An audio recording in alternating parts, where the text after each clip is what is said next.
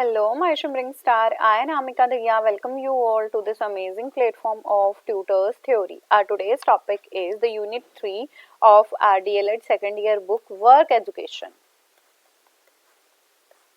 हमारी कार्य शिक्षा की ये यूनिट 3 है. यूनिट 3 में हम क्या क्या कवर करने वाले हैं. सबसे पहले मैं आपको बताऊंगी CCE कंटिन्यूअस कॉम्प्रिहेंसिव इवैल्यूएशन क्या होता है. उसके बाद हम बात करेंगे indicator based evaluation की. Then what are the tools and techniques? These are the method of teaching work education, and after that self assessment and peer assessment, and after this topic we will going to cover about community based evaluation.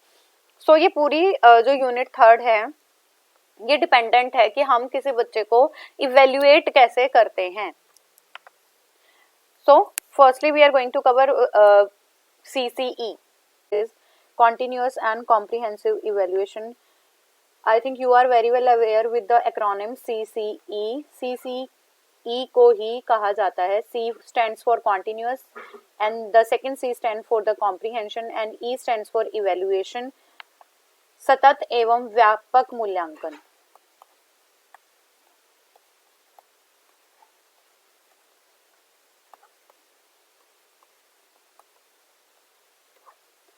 सो हम जानेंगे what is the meaning behind continuous, what is the meaning behind comprehension and evaluation क्या होता है, कैसे किया जाता है, क्या क्या चीजें इससे एडजॉइंट हैं. So our first topic from CCE is historical perspective of continuous comprehensive evaluation. कैसे जो CCE था हमारे सामने आया, क्या इसकी जो हिस्ट्री रही है. तो अगर मैं बात करूं सबसे पहले हमारे CCE की, तो हमें ये पता होना चाहिए कि उससे पहले हमारे पास कितने कमीशंस आए हैं. तो अगर मैं दो फेजेस में इसको डिवाइड करूं, so we have the pre independence phase and post independence phase.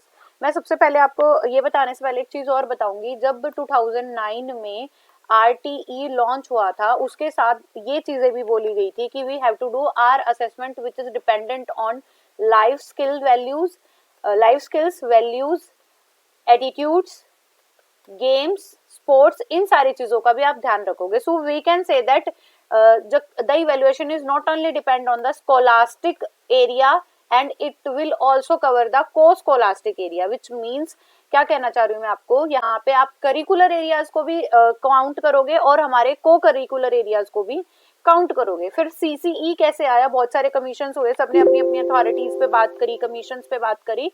तो हमने नीव फाउंडेशन कहाँ से रखनी स्टार्ट करी है.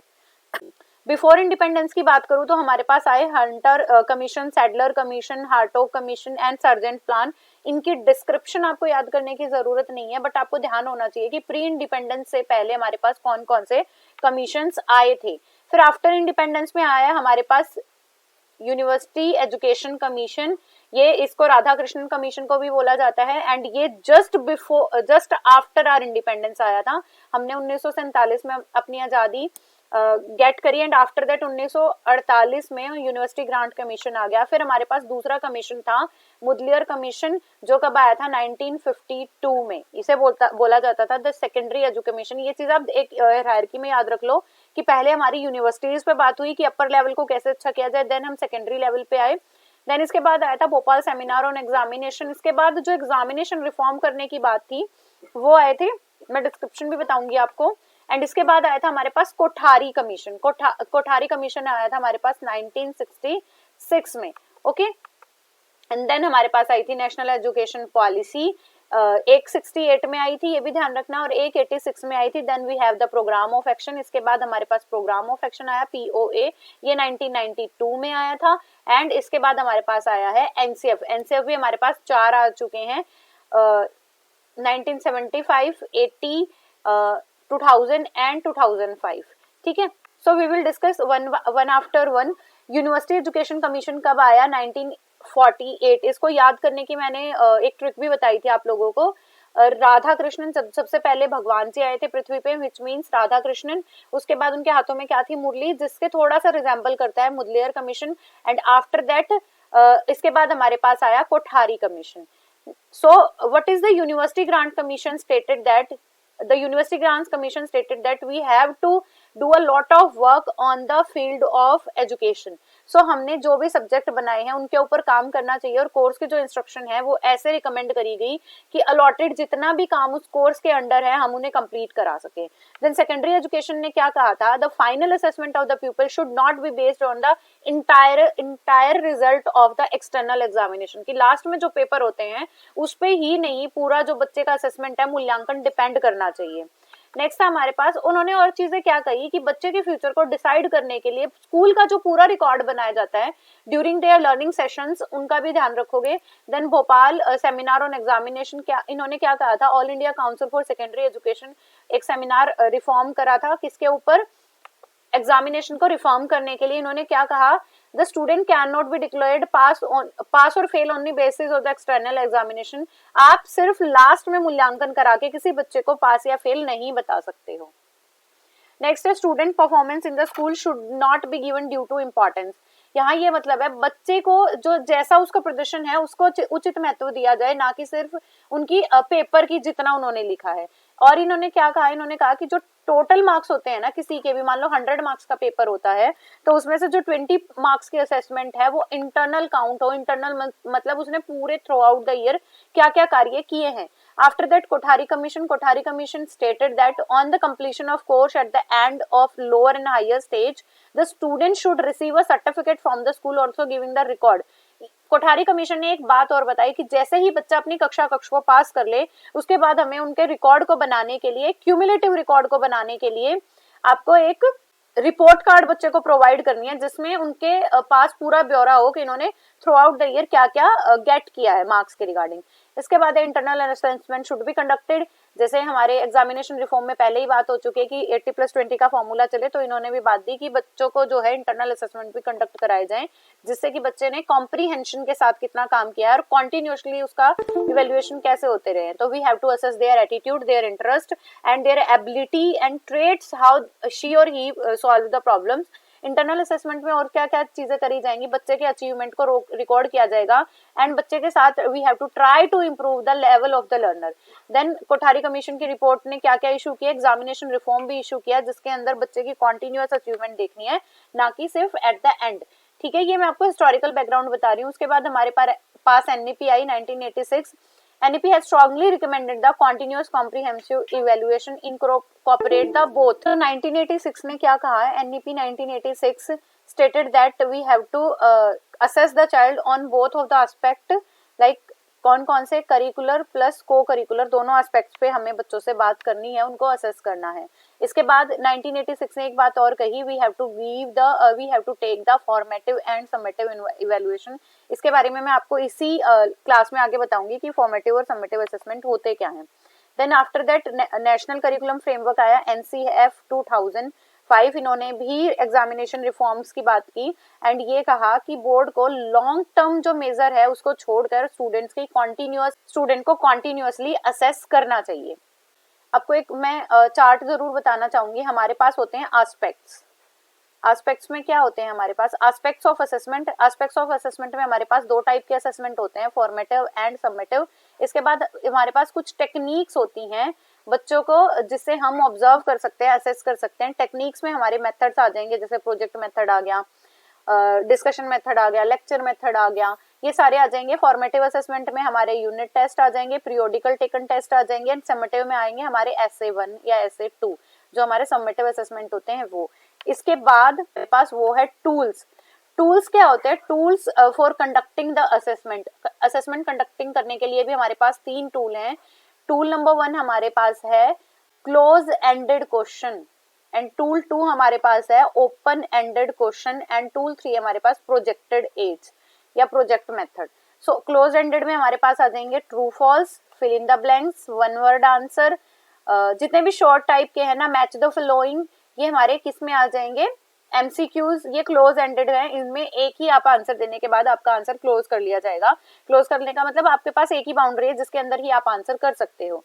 ओपन एंडेड क्या होते हैं, जिसके अंदर आप अपने रिफ्लेक्टिव लेवल के अकॉर्डिंग आंसर कर सकते हो। इसमें हमारे पास short answer and long answer type questions होंगे। इसके बाद हमारे पास है प्रोजेक्ट मेथड। प्रोजेक्ट में आ जाएगा किसी प्रकार का प्रोजेक्ट, असाइनमेंट्स ये हमारे किसके अंडर आ जाएंगे, प्रोजेक्ट मेथड के अंदर। तो मैंने आपको 3 चीजें बताई हैं, एस्पेक्ट्स में मैंने आपको 2 चीजें बताई हैं, फॉर्मेटिव एंड सबमिटिव। उसके बाद मैंने आपको टेक्निक्स बताई हैं, टेक्निक्स में हमारे सारे मेथड ऑफ टीचिंग आ जाएंगे। एंड इसके बाद मैंने आपको बताए हैं टूल्स में आपके पास 3 टाइप के टूल्स, ठीक है।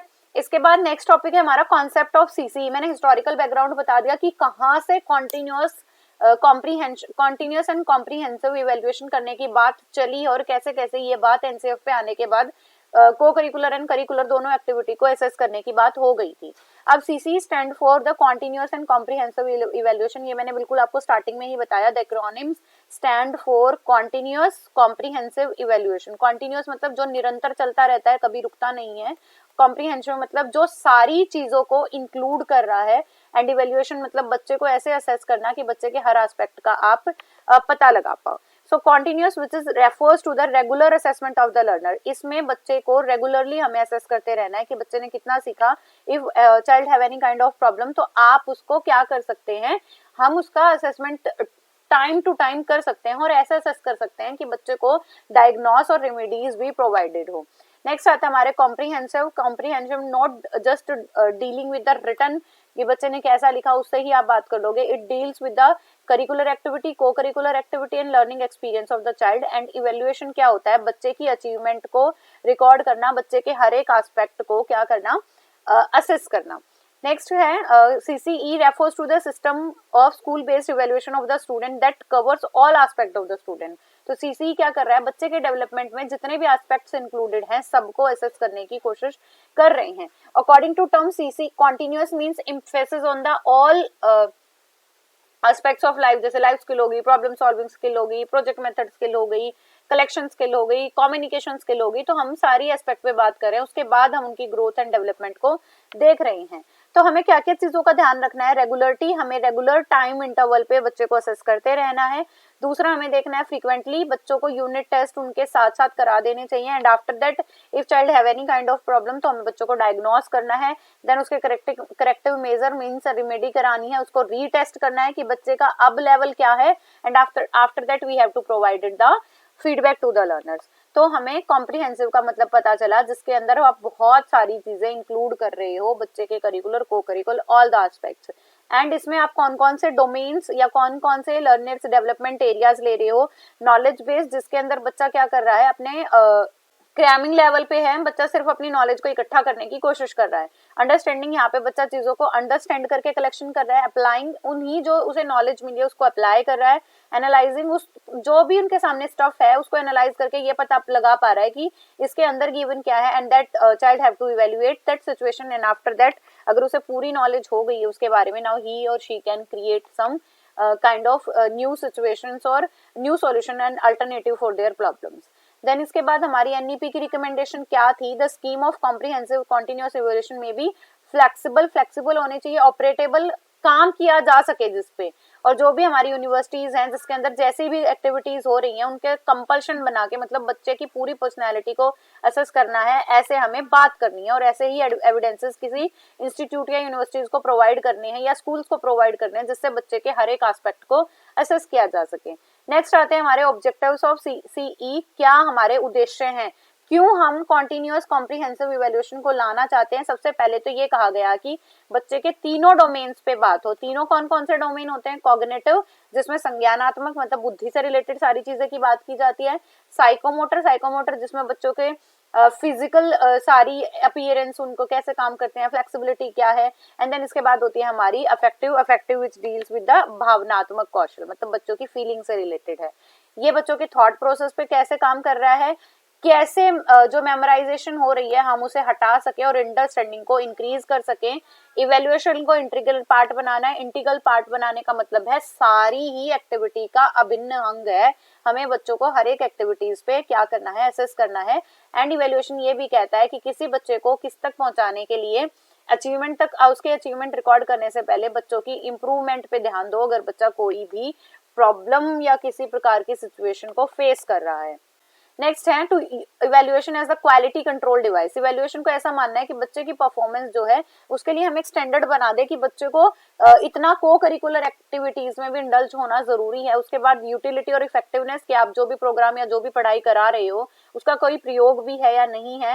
एप्रोप्रिएट डिसीजन लेने हैं कि अगर लर्निंग एनवायरनमेंट ठीक है या नहीं है, और ऐसा प्रोसेस बनाना है जो कैसा हो, हमारा लर्नर सेंटर्ड हो, और सेल्फ असेसमेंट करना भी बच्चे जाने क्या होती है। नेक्स्ट बात करते हैं, ये ऑब्जेक्टिव्स थे हमारे। उसके बाद हमारी कैरेक्टरिस्टिक्स, क्या क्या लक्षण है या क्या गुण है हमारे सीसीई के बच्चों में टीचिंग लर्निंग को इम्प्रूव करना। दोनों एरियाज चाहे स्कोलास्टिक है या को स्कोलास्टिक है उनको क्या करना, कवर करना।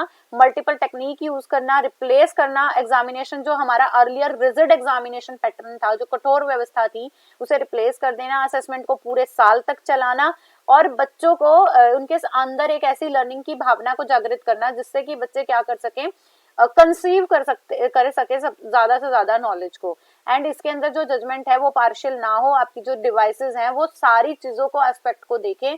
को होलिस्टिक डेवलपमेंट की बात हो रही है, मतलब ऑल राउंड डेवलपमेंट बच्चे का जो है चहुं ओर से उनका विकास देखा जा रहा है। असेसमेंट जो है, असेसमेंट फॉर लर्निंग ज्यादा करनी है, असेसमेंट ऑफ लर्निंग, मतलब हमें लर्निंग को जज नहीं करना है, लर्निंग के लिए असेसमेंट करनी है कि बच्चे कैसे काम कर रहे हैं। रेगुलर असेसमेंट करते रहना, ऑलराउंड डेवलपमेंट पे बात करनी है, नेगेटिव रिमार्क्स बच्चों को नहीं देने हैं।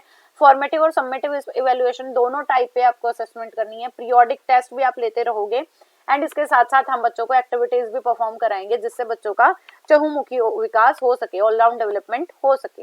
नेक्स्ट बात आती है हमारी examination reforms. NCERT has explain the following. Examination reforms पे क्या बात हुई है, असेसमेंट जो था स्कोलास्टिक एरिया इनफॉर्मली और फॉर्मली सिर्फ इन्हीं पे किया जाता था, बट अब ये बात हुई है कि हमें अपना असेसमेंट कॉन्टिन्यूअली करना है और पीरियोडिकली भी करते रहना है। And if the student have the poor performance तो उसको डायग्नोज करना है और उसकी रेमेडी प्रोवाइड करके हमें उस बच्चे को रीटेस्ट भी करना है कि बच्चे अब इम्प्रूव कर रहे हैं या नहीं कर रहे हैं। तो हमारे को स्कोलास्टिक, ये तो हमारे स्कोलास्टिक के थे कि बच्चे को टाइम टू टाइम असेस करते रहना है, और अगर बच्चे को प्रॉब्लम है, परफॉर्मेंस अच्छी नहीं है, तो दोबारा से उसको रेमेडीज दो, डायग्नोज करो, रेमेडीज दो, और दोबारा से रीटेस्ट करो कि बच्चे ने अपनी परफॉर्मेंस को अचीव किया है या नहीं किया है। को स्कोलास्टिक में ये है कि हमें बच्चों की जो इंटरेस्टेड या फिर जिसमें बच्चा प्लेजर फील करता है वो स्किल क्या है, लाइफ स्किल को देखना है कि वो किसमें अच्छा काम करता है, उसके लिए चेकलिस्ट भी बना सकते हो। नेक्स्ट है फंक्शंस, क्या कार्य हैं सीसी लाने का, कि वो रेगुलर असेसमेंट करते रहें, नियमित मूल्यांकन करें, टीचिंग लर्निंग इफेक्टिव बन जाए, वीकनेस स्ट्रेंथ में कन्वर्ट हो जाए, और we have to know the weakness and the strength both of the student. हर एक एटीट्यूड या उनका इंटरेस्ट के एरिया को पकड़ो, डिसीजंस बनाओ, सेल्फ लर्निंग की हैबिट्स डेवलप करें, सेल्फ असेसमेंट की हैबिट डेवलप करें और बच्चों में प्रोग्रेस करने का कार्य करें। नेक्स्ट आता है assessment in learning, assessment in CC. अब आपको असेसमेंट करनी कैसे है, तो देखो स्कोप, इसमें सबसे पहली बात तो आपको असेसमेंट में मैं कई बार बोल चुकी हूँ कि आपको दोनों एरियाज पे बात करना है। बच्चे रेडी हैं तो उनकी टेस्टिंग कर सकते हैं, उनकी परफॉर्मेंस भी हमें तीनों टाइप से जांचनी है, कोग्निटिव, अफेक्टिव डोमेन, तीनों पे जानना है। उसके बाद स्टूडेंट्स जो है वो अफेक्ट करें कि अगर आपने कोई भी इंस्ट्रक्शनल स्ट्रेटजीज बच्चों के सामने बनाई है, असेसमेंट इन सीसी की बात कर रही हूँ, अगर आपने कोई भी इंस्ट्रक्शनल स्ट्रेटजीज बना के दी है बच्चों को तो वो इफेक्टिव होनी चाहिए। ये हरमन एंड कुंथ ने कहा था कि अगर असेसमेंट करना चाहते हो तो जो भी आपने स्ट्रेटजीज बनाई है वो इफेक्टिव हो, क्रेडिबिलिटी बच्चों की सक्सेस पे जाके रुके, और ऐसी इंफॉर्मेशन और ऐसी परफॉर्मेंस बच्चों की ग्रोथ एंड डेवलपमेंट पे लेके जाए हम कि जिससे बच्चा जो है होलिस्टिकली डेवलप हो जाए, मतलब ऑल राउंड डेवलपमेंट बच्चों का हो जाए। तो मैंने आपको क्या कहा, जो हमारी स्कोलास्टिक थी जिसके अंदर आपको क्या करना है, कॉन्टिन्यूस काम कराना है, टाइम टाइम पे असेस करते रहना है, पुअर परफॉर्मेंस को कम करना है, और उसके बाद डायग्नोस करना है, देन रेमेडी देनी है, एंड देन रीटेस्टिंग करनी है। और अगर मैं कोस्ट स्कोलास्टिक पे बात करूं तो बच्चे के अंदर लाइफ स्किल्स को क्या करना है, बढ़ावा देना है, और उनके परफॉर्मेंस एंड इन्फॉर्मेशन को भी इंक्रीज करना है। नेक्स्ट आते हैं हमारे टाइप, दो टाइप के असेसमेंट है हमारे पास, formative and summative. So formative assessment क्या होती है, जिसके अंदर टीचर्स बच्चे को असेस करना चाहते हैं उनकी प्रोग्रेस से, और उनका डिजायर्ड ऑब्जेक्टिव उन्होंने अचीव किए हैं या नहीं किए हैं, यही टीचर का मेन उद्देश्य है, मेन ऑब्जेक्टिव है। यहाँ पे बच्चे टीचर्स क्या चाहते हैं, एक स्पेसिफिक फीडबैक चाहते हैं बच्चों से कि उन्होंने अचीव किया है या नहीं किया है, उनके ऑब्जेक्टिव बच्चों के सामने बताना चाहते हैं, देखो बच्चों हमारा ऑब्जेक्टिव, हमारा उद्देश्य ये था कि आपको यहाँ तक का समझ आ जाए। जैसे मेरा उद्देश्य ये है कि आपको अब तक CCE समझ आ गया होगा, हम अब उसके टाइप्स कर रहे हैं। तो बच्चों की परफॉर्मेंस देखनी है, कॉन्टिन्यूसली असेस करते रहना है, बच्चों के पार्टिसिपेशन को रिकॉर्ड करना है। FAs जब बच्चे देते हैं तो उसका ऑब्जेक्टिव ये है कि बच्चा जितने भी लेवल पे उससे ज्यादा इंप्रूव करे। प्री डिसाइडेड कैटेगरी को बच्चा या फिर क्राइटेरिया को बच्चा इन्वॉल्व कर रहा है या नहीं कर रहा है, पर्टिकुलर यूनिट का ही आप असेस करोगे, मतलब उसके यूनिट के बारे में समझाया या नहीं आया है। बच्चों की परफॉर्मेंस इनहेंस करनी चाहिए और जो लर्निंग है उनकी स्ट्रेस फ्री रहे और उनके हर एक एरियाज जो हैं डेवलप्ड हो जाएं। बच्चों को मोटिवेट करने का काम करे। स्ट्रेस फ्री असेसमेंट मतलब यहाँ पे कोई बच्चों को बर्डन नहीं दिया जा रहा कि आपको पूरी पूरी बुक रट के आनी है। You have to make yourself competent on a specific content. Definition की बात करूं, ब्लैक एंड विलियम क्या कहते हैं, it means no more than the assessment is carried out frequently and is planned at the same time as a teaching.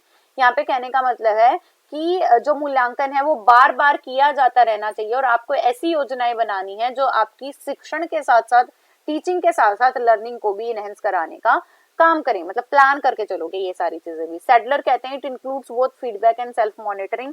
ये आपको feedback भी provide कर रहा है और आप जो सेल्फ मॉनिटरिंग है वो भी करते जा रहे हो, मतलब टीचर्स भी कर रहे हैं और स्टूडेंट्स भी कर रहे हैं। नेक्स्ट आता है summative assessment.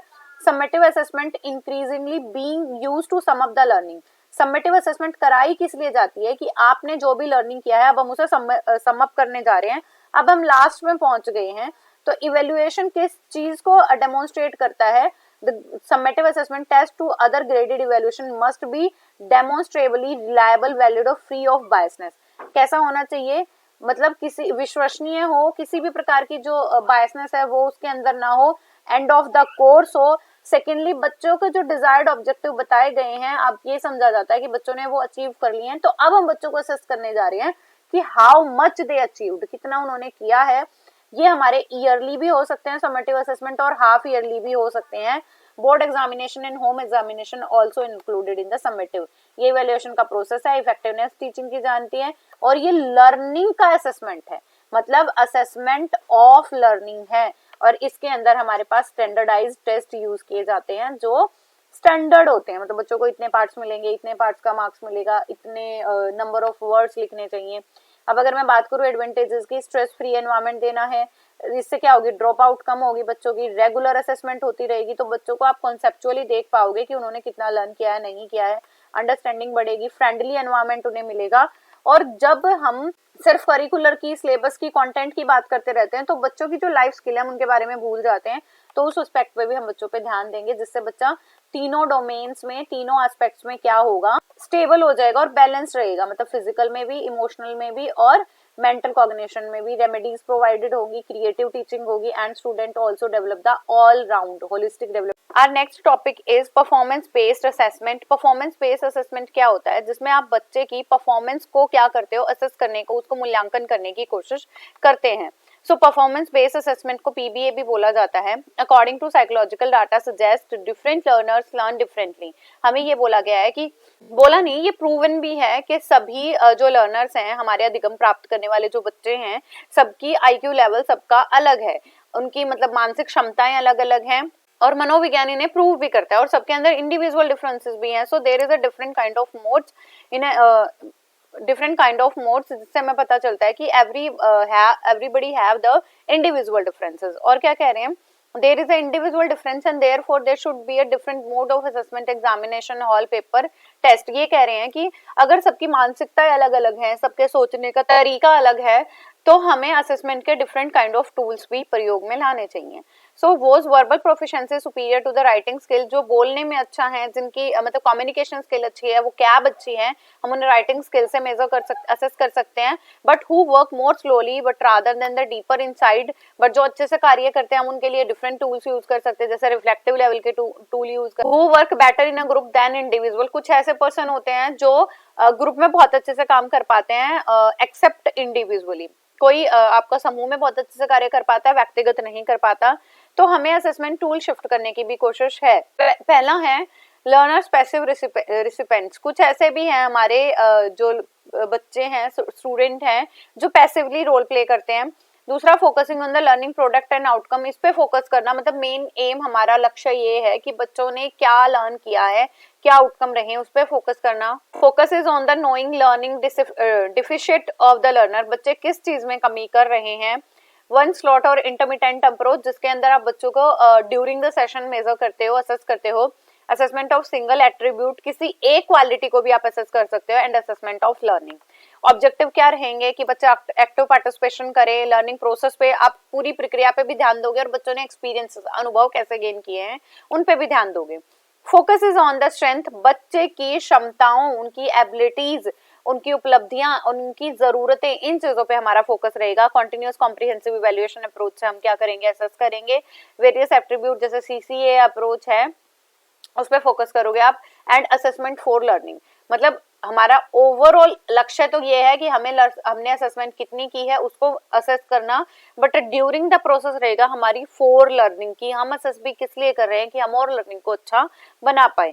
So more focus on किस पे, लर्नर सेंटर्ड अप्रोच पे रहेगी, जिसके अंदर क्या है बच्चे को कैसे उनके मिसकंसेप्शन को दूर किया जा सके, प्रॉब्लम है उसे रिमूव किया जा सके, परफॉर्मेंस की इंप्रूवमेंट पे ध्यान दिया जाए, तो ये हमारी मेन अप्रोच रहेगी। Opportunity for feedback, leading the revision, improvement in the performance available without examination and evaluation। मैंने अभी आपको कहा कि हमें मेन उसका जो फोकस है, हमारा जो केंद्र रखना है वो बच्चों की परफॉर्मेंस पे ही रखना है कि बच्चे कितने अच्छे से कार्य कर पाते हैं। Question paper and national focus group in examination reform NCERT 2006 का क्या कहना है कि हमारा जो असेसमेंट है वो किस बेसिस पे होना चाहिए। हमारा सबसे पहले तो ओरल बेसिस पे कि बच्चा जो है कैसे एक्टिवली पार्टिसिपेट कर रहा है। दूसरा इस चीज पे भी फोकस होना चाहिए कि हम वर्क का इवेल्युएशन कैसे कर रहे हैं। Do not expect the everything from everybody in every subject, हमें ये नहीं मानना है कि हर एक बच्चा हर एक सब्जेक्ट में बहुत अच्छे से कार्य कर सकता है। हमें अपना एग्जामिनेशन थोड़ा सा फ्लेक्सिबल रखना है और बच्चों के साथ भी थोड़ी फ्लेक्सिबिलिटी बरतनी है कि अगर जो बच्चा आईक्यू लेवल बहुत कम है तो हम उसके लिए थोड़ा इजी पेपर रख सकते हैं। जो गिफ्टेड बच्चे हैं उनके लिए हम थोड़ा सा ऐसा क्वेश्चन पेपर बना सकते हैं जिसकी difficulty level as compare to the student जो हमारे लो आईक्यू के हैं उनसे थोड़ी ज्यादा हो। इनहेंस रिपोर्टिंग, हमें ऐसी रिपोर्टिंग करनी है हमारे बच्चों के परफॉर्मेंस की जिसमें हम एक चीज बच्चे की ऐड कर पाए। इंकरेज करते रहना किन किन चीजों के लिए कि वो इंडिपेंडेंटली लर्न कर पाए, सेल्फ कॉन्सेप्ट को जाने कि खुद के बारे में लर्निंग करना, अपने आप से स्वयं से लर्निंग करना क्या होता है। सेल्फ डिसिप्लिन बने, मतलब हमें कोई भी रिजिड डिसिप्लिन तो बच्चों पे इम्प्लांट करना ही नहीं है और खुद से बच्चे सेल्फ डिसिप्लिन बने, इसका भी ध्यान रखना है। और अ task that is open ended, हमें ऐसे कार्य देने हैं जो ओपन एंडेड हो। जैसे हमारे स्कूलों में क्या कराया जाता है, स्कूल्स एंड कॉलेजेस में प्रोजेक्ट वर्क कराया जाता है। सेट अ लर्निंग इंडिकेटर्स, हमें ऐसे इंडिकेटर सेट करने हैं जिनसे पता चल सके कि बच्चे टाइम लर्न कर रहे हैं या नहीं कर रहे हैं। सो परफॉर्मेंस बेस्ड असेसमेंट में क्या है, ओपन एंडेड आंसर होंगे पहला। दूसरा प्रोडक्ट ऑफ लर्निंग, लर्निंग का प्रोडक्ट देखा जाएगा कि हमारे पास एंड प्रोडक्ट क्या है। इसमें भी दो चीजें हमारी, product of performance and process of performance, कि बच्चे ने प्रोडक्ट आखिर में क्या प्राप्त किया है और पूरा ड्यूरिंग द प्रोसेस बच्चे ने क्या कार्य किया है। Learning indicates which help in, और बच्चे को किन किन चीजों में minimize the subjectivity in the assessment, और कम से कम ये रखना है कि आप बहुत लंबे चौड़े असेसमेंट ना बनाओ। प्रोडक्ट की बात करूं तो हमारी यील्ड क्या है, हमारा प्रोडक्ट क्या है या हमारा एंड प्रोडक्ट क्या है। एक्सपेरिमेंट की बच्चा कैसे चीजों को एक्सपेरिमेंट कर पाता है, कैसे एक्टिविटी करता है, प्रोजेक्ट वर्क को कैसे सॉल्व करता है, कोई मॉडल बनाना है वो कैसे बनाता है, और ओरल प्रेजेंटेशन बच्चे की क्या है। ड्यूरिंग द प्रोसेस क्या आ जाएगा, किसी अपरेटस को कैसे हैंडल कर रहा है। मेजरमेंट की स्किल क्या है हमारे पास, ऑब्जर्वेशन करना है, क्रिएटिविटी रचनात्मकता जाननी, उनकी अवलोकन करना है, मापन करना है, तकनीकों या उपकरणों को कैसे वो यूज में लाता है। एटीट्यूड क्या है बच्चे का, और टीम स्पिरिट कैसी है बच्चे की। तो ये भी आप परफॉर्मेंस असेसमेंट में जरूर से याद कर लेना। हमारे पास ओपन एंडेड आंसर होंगे, प्रोडक्ट होगा, प्रोडक्ट में हमारा प्रोडक्ट ऑफ परफॉर्मेंस होगा या प्रोसेस ऑफ परफॉर्मेंस होगा। प्रोसेस में आप ड्यूरिंग द ईयर जो करते रहते हो वो चीजें ऐड होंगी, और प्रोडक्ट में हमारा एंड प्रोडक्ट ऐड होगा। Teacher can device a number of ways that can such internal assessment more credible. कह रहे हैं टीचर्स ऐसी टेक्निक्स या हमारे उपकरण भी बना सकते हैं, टूल्स भी बना सकते हैं जिससे हमारी परफॉर्मेंस बेस्ड एक्टिविटी और भी ज्यादा अच्छे से हो जाए। हमें बच्चों को इंगेज रखना है, मतलब बच्चों का जो है उचित पार्टिसिपेशन कराना है। प्रॉब्लम सॉल्विंग स्किल पे ध्यान रखोगे और बच्चों को इंकरेज उत्साहित करते रहोगे कि वे टाइम पे अच्छा कार्य कर पाए। वेल डिजाइन परफॉर्मेंस आपको लेनी है, अपने जो भी एग्जिस्टिंग क्लासरूम है उसके अंदर आपके सूटेबल लर्निंग एड्स यूज करने हैं, और इन एड्स के साथ साथ इंडिकेटर भी अच्छे यूज करने हैं जो आपको बार बार इंडिकेट करते रहें कि बच्चा अच्छा कार्य कर रहा है। टीचर्स को अपने रोल्स को अच्छे से निभाना है, डिसिप्लिन अनुशासन बनाए रखना है, कंटेंट जो भी टॉपिक जो आपका था वो बनाओगे, उसको अच्छे से बताओगे, कॉन्टेक्स्ट आप सिचुएशन ऐसी दोगे बच्चों को कि अच्छे से लर्न कर पाए बच्चे, और इसके साथ साथ आप प्रिपेयर करने की भी कोशिश करोगे, इंकरेज करोगे, अपॉर्चुनिटी प्रोवाइड करोगे, एक्टिव पार्टिसिपेशन बच्चों का कराओगे, and also focus on the collaborative work. Next आता है हमारा पर्पस ऑफ असेसमेंट। असेसमेंट का उद्देश्य क्या है, मतलब प्रायोजन क्या है। तो पहली बात है कलेक्ट डाटा को क्या करना, एकत्रित करना, एनालाइज विश्लेषण करना, इंटरप्रेट करना, उसके बाद ऐसे एविडेंसेस कलेक्ट करना जो स्टूडेंट्स की लर्निंग को और इनहेंस कर सकें, उसके सबूत इकट्ठा करना जैसे, और बच्चों को फीडबैक प्रोवाइड करना उनके परफॉर्मेंस का। अगर फीडबैक प्रोवाइड कर रहे हो, गैप्स हैं तो उसे फिल करना, अगर बच्चे कुछ गलतियां कर रहे हो तो उसे फिल करना, कॉन्सेप्चुअल नॉलेज प्रोवाइड करना, प्लान टीचिंग सिचुएशन, और हमें ऐसे एनवायरनमेंट, ऐसा वातावरण बच्चों के सामने क्रिएट करना है जो हमारी सिचुएशन लर्निंग को ज्यादा इनहेंस कर पाए। सपोर्ट करोगे आप बच्चों को, प्रोग्रेस देखेंगे बच्चों की, कम्युनिकेट करने की कोशिश करेंगे, and we also can reflect the teaching learning practices. हम ऐसी प्रैक्टिसेस करेंगे बच्चों के सामने जिससे उनका शिक्षण अधिगम और भी ज्यादा अच्छा हो जाए। तो ये हमारा पूरा किसका था, परफॉर्मेंस बेस्ड असेसमेंट का। नेक्स्ट आता है हमारा इंडिकेटर बेस्ड इवैल्यूएशन। हमारी 2 टाइप के इंडिकेटर होते हैं, एक तो एक्सपेरिमेंट जिसके अंदर बच्चे कार्य कर रहे हैं, और कुछ होते हैं बिहेवियर जिसके अंदर बच्चा व्यवहार कैसे करता है उसके ऊपर बेसिस होते हैं ये। So the continuous comprehensive evaluation किस पे बात कर रहा था, ऑल राउंड डेवलपमेंट पे और ऑल राउंड असेसमेंट पे, बच्चों के हर चहुमुखी विकास को देखना है, और इसी में असेसमेंट को आप क्या करोगे, इसी से बच्चों की लर्निंग को असेस करेंगे। दूसरा, इन्हीं लर्निंग के इंडिकेटर क्या है और वो कैसे आसान बना सकते हैं, इन चीजों पे भी ध्यान रखेंगे। So assessment of the indicator can throw light on the extent and quality, कि कितना अच्छे से वो टूल्स या वो तकनीक या उपकरण बच्चों को मूल्यांकन कर सकते हैं, और क्वालिटी क्या है, गुणवत्ता कैसी है, इन चीजों का भी आप ध्यान रखोगे। इवन आप ध्यान रखोगे कितने टाइम में ये असेसमेंट कर पा रहे हैं। सो लर्निंग इंडिकेटर हेल्प करते हैं किस चीज में, सेवरल पैरामीटर, ऐसे बिल्कुल साक्ष्य मापदंड बनाने के लिए, मॉनिटरिंग करने के लिए बच्चों की प्रोग्रेस के, और हर एक एरिया पे मॉनिटरिंग करनी है, फीडबैक प्रोवाइड करने के लिए, स्टूडेंट्स की अंडरस्टैंडिंग को इनहेंस करने के लिए, और साइंटिफिक नॉलेज को भी इनहेंस करने के लिए, बच्चों को हेल्प कराने के लिए कि वो टीचर की कही हुई बातों को समझे। Even they it provide help in removing many misconception, और जो हमारी गलत धारणाएं हैं उन्हें कैसे रिमूव कर सकें रिगार्डिंग द वर्क एजुकेशन और science education. Types of indicator की बात करूं तो मैंने आपको शुरू में ही बताया कि we have the 2 type of indicator, the experimental and the behavioural. The indicator are coupled in order to assess. हमने इन 2 ही चीजों की बात इसलिए की है, या तो बच्चा एक्टिविटी कर रहा होता है या बच्चा दिमाग लगा रहा होता है, और वो चीजें उसके व्यवहार से भी झलक रही होती है कि बच्चे ने कोई कार्य कैसा किया है। तो एक्सपेरिमेंट आ जाएगा हमारा कैसा, प्रायोगिक, और दूसरा होता है हमारा व्यवहारिक। 2 ही हमारे प्रोडक्ट हैं। Example, a teacher suggest his और student to collect a variety of substance like sand, कोयल, सॉल्ट, शुगर।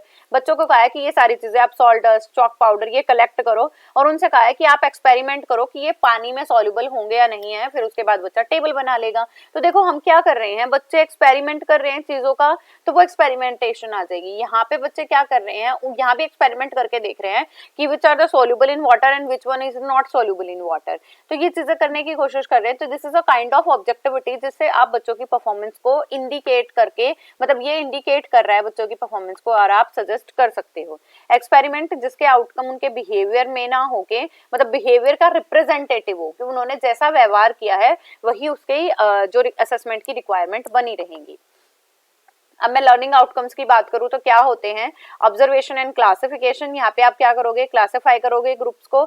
सबसे पहले जो भी आपको चीजें मिली हैं आप उन्हें क्लासिफाई करोगे, फिर आइडेंटिफाई करोगे सिमिलैरिटी, फिर आइडेंटिफाई करोगे डिससिमिलैरिटी, उसके बाद उनकी कैरेक्टरिस्टिक्स के ऊपर हम क्या कर देंगे, चीजों को एडजस्ट करेंगे। अब इसके बाद आता है एक्सपेरिमेंट। एक्सपेरिमेंट में सबसे पहले अपरेटस को हैंडल करना, फिर उनके साथ एक्टिविटी परफॉर्म करना, और फिर आपको जो भी चेक करना है वो चेक करना। जैसे हमने सॉल्युबिलिटी और इनसॉल्युबिलिटी को चेक करने की बात की थी। रिकॉर्डिंग एंड रिपोर्टिंग डाटा, यहाँ पे आप टेबुलर फॉर्म में रिकॉर्ड करोगे और उसके बाद रिपोर्ट करोगे कि कौन सॉल्युबल था या नहीं था। ये मैं जस्ट एग्जांपल दे रही हूँ।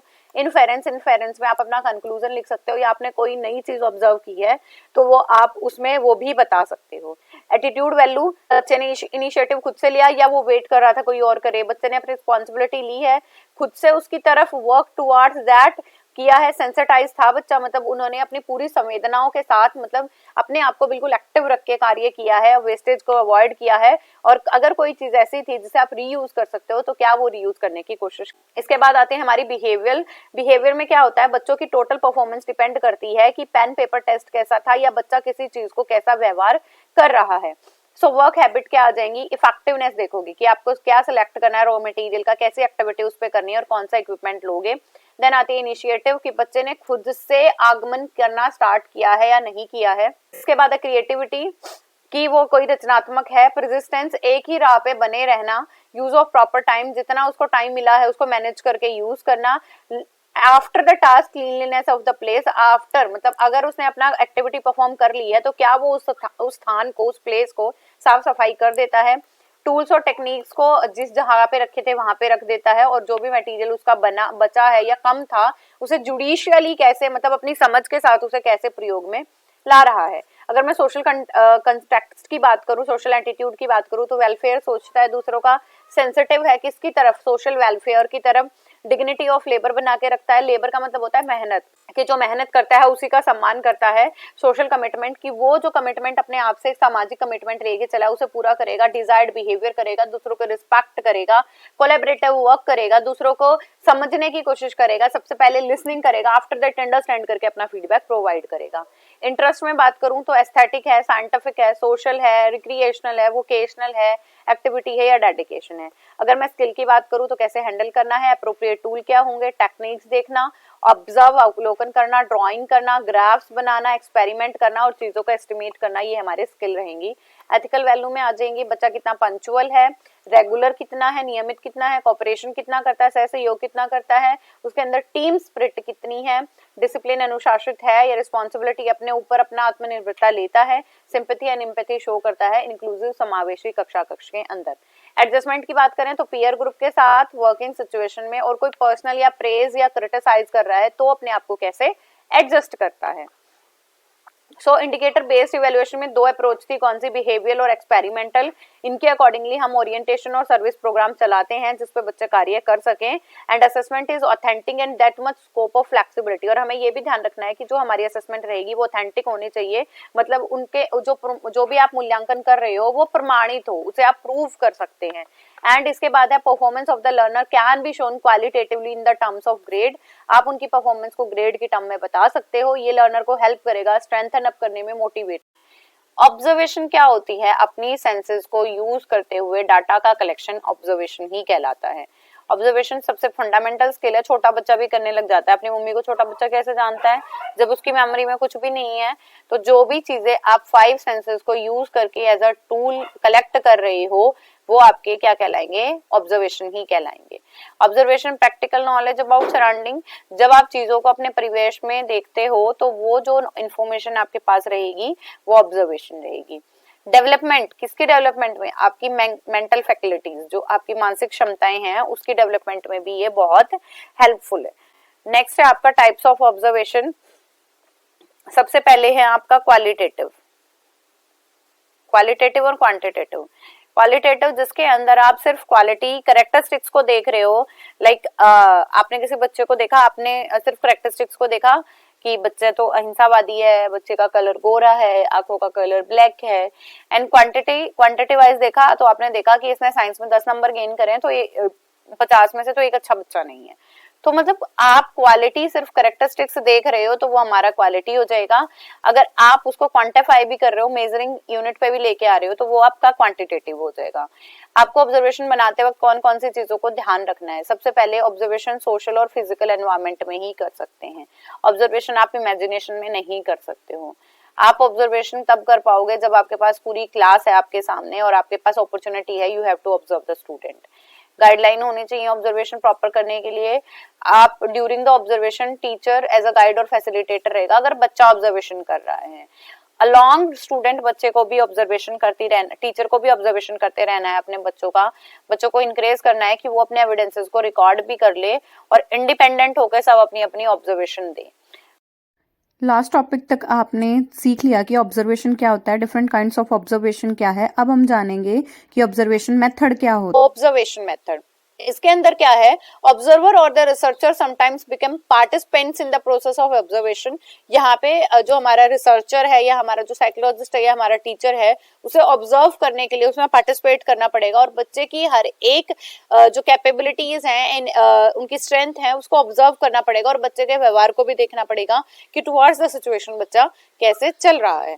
नेचुरलिस्टिक ऑब्जर्वेशन मेथड, प्राकृतिक अवलोकन विधि। इसमें आपको क्या करना है, ऑब्जर्वेशन क्या करना होता है, रिकॉर्ड करना, एनालाइज करना नेचुरली कंट्रोल्ड सिचुएशन के अंदर। ऑब्जर्वेशन में क्या है, आप इंपेरिकल सेशंस के थ्रू डाटा को कलेक्ट कर रहे हो। इंपेरिकल का मतलब जब आप अपनी सेंसेस लगा रहे हो, देख रहे हो, सुन पा रहे हो, फील कर पा रहे हो। तो साइकोलॉजिस्ट टीचर्स को ऐसे एस्पेक्ट पर जरूर बात कराते हैं कि बच्चों को जाओ और ऑब्जर्व करो कि बच्चे कैसे काम कर रहे हैं। और जनरली जो ऑब्जर्वेशन होती है वो अनरियलिस्टिक सी होती है। अनरियलिस्टिक का मतलब बच्चा खेल रहा है, कूद रहा है और हम उनके बिहेवियर को ऑब्जर्व करते रहते हैं। नेक्स्ट आता है हमारा टाइप्स, प्रकार क्या है। स्ट्रक्चरल नेचुरलिस्टिक इंटरव्यू, संचरित प्राकृतिक अवलोकन, जिसके अंदर आपको पूरे ऑब्जर्वेशन का सेटअप मिलेगा, एस्पेक्ट्स मिलेंगे, करेक्टराइज किया गया होगा और आपको एक सेटअप या सिचुएशन दे दी जाएगी कि अब आपको अवलोकन करना है। अनस्ट्रक्चर्ड होता है, आप कभी भी कर सकते हो, फ्री हो, कॉन्टिन्यूअसली कर सकते हो, सिचुएशन इवेंट की भी कोई जरूरत नहीं है, बट आपको सिर्फ बिना प्लान किए चीजों को ऑब्जर्व कर सकते हैं। नेक्स्ट आती है हमारी कैरेक्टरिस्टिक की, हमारे एक इंटरव्यू की जो है, अच्छे इंटरव्यू की कैरेक्टरिस्टिक्स का मतलब है कि एक अच्छे अवलोकन की क्या विशेषताएं हैं। फर्स्ट है, under naturalistic observation environment is not manipulated and remain unaltered. आपको एनवायरनमेंट में कोई छेड़छाड़ नहीं करनी है, सिस्टमेटिक रखना है, स्पेसिफिक रखना है, ऑब्जेक्टिव बता देने हैं, रिकॉर्डिंग करते रहना है साथ साथ, और नेचुरल और फ्री बायसनेस रखना है। Naturalistic observation is more reliable as it help in knowing actual factor. आप जो जानना चाहते हो उस चीज पे ही निर्भर रखोगे। और naturalistic observation should avoid the interference, और किसी भी प्रकार का कोई भी जो इंटरफेरेंस है उसमें नहीं होने देना है। ठीक है, प्रकृतिवादी अवलोकन रखना है, पर्यावरण को कोई हेरा फेरी नहीं की जाएगी, सुव्यवस्थित रखना है और रिकॉर्डिंग वगैरह करते जाना है। पूर्व ग्रह जो हो रहे हैं उनसे मुक्त रखना है, मतलब खुद को ये एक बायसनेस नहीं रखनी है कि हम पहले ही कोई चीजें डिसाइड कर लें और देन हमें बिना हस्तक्षेप के अपना ऑब्जर्वेशन अपना जो ऑब्जर्वेशन है, अवलोकन है, वो कर लेना है। अब बात आती है एडवांटेजेस, फायदे क्या है इंटरव्यू के। डायरेक्टली ऑब्जर्वर बिहेवियर को डायरेक्टली कर सकता है और डिटेल इंफॉर्मेशन बता सकता है, वेरिएबल्स को कंट्रोल कर सकता है और इनसाइट प्रॉब्लम को जान सकता है। अगर मैं नुकसान की बात करूं तो क्या डिसएडवांटेजेस हैं, कई बार ऑब्जर्वर अच्छे से ऑब्जर्व नहीं कर पाते और ऑब्जेक्टिव प्री डिफाइंड नहीं परिपूर्ण होते। इट कैन बी एक्सपेंसिव हो सकता है क्योंकि टाइम चाहिए, हमें सिचुएशन चाहिए और डाटा को एनालाइज करने के लिए हमें वैसे ही रिपोर्टिंग भी करनी होगी। समटाइम जो सब्जेक्ट है वो एक्सेप्टेबल बिहेवियर नहीं होता, या हम पहले ही कंफर्मेटी बना देते हैं, पहले ही हम अपना पूर्वग्रह बना लेते हैं किसी को लेके और उसके अकॉर्डिंगली हम व्यवहार करते हैं। एक्चुअल सेंस भी इनहेंस नहीं होती, कॉज ऑफ इफेक्ट नहीं जान पाते और इंटरवीनिंग फैक्टर हैं वो भी काफी जो छेड़छाड़ हो जाती है। इंटरवीनिंग फैक्टर होते हैं जो इंटरफेयर कर देते हैं और जिनकी वजह से कोई भी चीजें प्रॉब्लमेटिक हो जाती हैं। द प्रेजेंस ऑफ ऑब्जर्वर में अफेक्ट द बिहेवियर, कई बार जो ऑब्जर्वर देख रहा है, उन्हें बार बार अवलोकन कर रहा है, तो हमारा जो भी रिस्पोंडेंट है जिसे आप ऑब्जर्व करना चाहते हो वो अपने बिहेवियर से भटक जाता है और वो वैसे कार्य भी नहीं कर। नेक्स्ट आते हैं हमारा इंटरव्यू मेथड। इंटरव्यू मेथड में क्या है, ऐसी अपॉर्चुनिटी बच्चे को देना जिसके अंदर बच्चा अपने आप को एक्सप्रेस कर पाए and you are dealing with the child 1-to-1, जिसमें बच्चा भी अवेयर है। और हमारे ऑब्जर्वेशन में बच्चा अवेयर हो, नॉट ऑलवेज बट कई टाइम होता है, बट ऑब्जर्वेशन मेथड में बहुत चांसेस है कि बच्चा अवेयर नहीं है कि उसे ऑब्जर्व किया जा रहा है। अब हम थोड़ा सा इलेबोरेटिव वे में पढ़ेंगे the interview method. First, the interview method according to Gary Dessler, an interview is a procedure design to obtain information from a person, oral responses और ऑरल इंक्वायरी। यहाँ पे पूरा का पूरा चीजें किस चीज पे डिपेंड करती हैं कि बच्चा कैसे चीजों का बोल के जवाब देता है। बोल के कैसे जवाब देता है, अगर उससे ओरल मौखिक किसी भी प्रकार की पूछताछ की जाती है। According to Thill and Bovee, an interview is an planned conversation of specific purpose, जिसके अंदर जो बच्चे के साथ जो है प्लान्ड कन्वर्सेशन की जा रही है, लोगों से बिल्कुल साक्षात करके योजना बना के चीजें करी जा रही हैं और कुछ उद्देश्यों के साथ, तो आप उसे इंटरव्यू बोलोगे। एक चीज और ध्यान रखना है, interview it is a 1-to-1 conversation of interviewer and interview. मैंने बोला है इंटरव्यूअर जो इंटरव्यू लेता है एंड इंटरव्यू। WEE जो इंटरव्यू दे रहा है। आपके इंटरव्यू में क्या होता है जो मैं बताने वाली हूँ, ये इंपॉर्टेंट है, ये आप अपनी नोटबुक में नोट डाउन कर लो। सबसे पहले इंटरव्यू के अंदर आपके पास क्वेश्चंस पूछे जाते हैं। इससे भी पहले आपका ऑब्जेक्टिव डिसाइड होगा कि आपका इंटरव्यू किस चीज पे होने वाला है। इसके बाद आपके मेंबर्स डिसाइड होंगे कि मेंबर इंडिविजुअल इंटरव्यू होगा, ग्रुप इंटरव्यू होगा, स्ट्रक्चर्ड इंटरव्यू है, अनस्ट्रक्चर्ड इंटरव्यू है, पैनल मेंबर की तरह भी इंटरव्यू होते हैं। तो ये सारी मेंबरशिप यहाँ पे डिसाइड हो जाएगी। इसके बाद आपसे क्वेश्चन पूछे जाएंगे। क्वेश्चन में भी डिसीजन होगा कि ओपन एंडेड क्वेश्चन होंगे या क्लोज एंडेड क्वेश्चन होंगे। इसके बाद यहाँ पे इंटरव्यूअर को इंटरव्यू है जो देने वाला है वो उससे जैसे भी क्वेश्चन पूछे जाएंगे वो अपने अकॉर्डिंगली उन चीजों को क्या करेंगे, आंसर करेंगे, और उसके आंसर्स को एनालाइज करके हमारे इंटरव्यूअर उसको क्या करेंगे, फीडबैक प्रोवाइड करेंगे। नेक्स्ट आता है हमारा characteristic of a good interview. एक अच्छे इंटरव्यू की क्या विशेषताएं हैं। तो first to establish the report, सबसे पहली चीजें हैं कि हमारा जो रिस्पोंडेंट है जो हमें इंटरव्यू देने आया है उसके साथ एक अच्छा संबंध बनाओ। मतलब संबंध बनाने का मतलब यहाँ पे पहले उसे थोड़ा सा कंफर्टेबल कर दो कि हाँ इसके बाद आप क्वेश्चन पूछने वाले हो। कंसिडरिंग द सिचुएशन, पहले परिस्थितियां देखो, माइंडसेट देखो, एंड आफ्टर दैट हमें इंटरव्यू कंडक्ट करना स्टार्ट करना है।